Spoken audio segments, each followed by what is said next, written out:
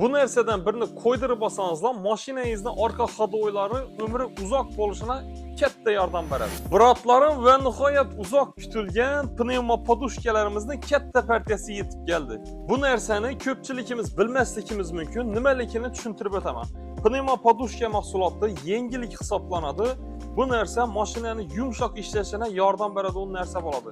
Ayniqsa Trick, Equinox, Cobalt avtomobillari O'zbekistondagi GM avtomobillarining 90%na to'g'ri keladi. Damas va Gentra'dan boshqa любой mashina uстановka qilsa bo'ladi. Bu narsaning o'zine yarasha xususiyatlari bor. Orqa prujina joylashadi.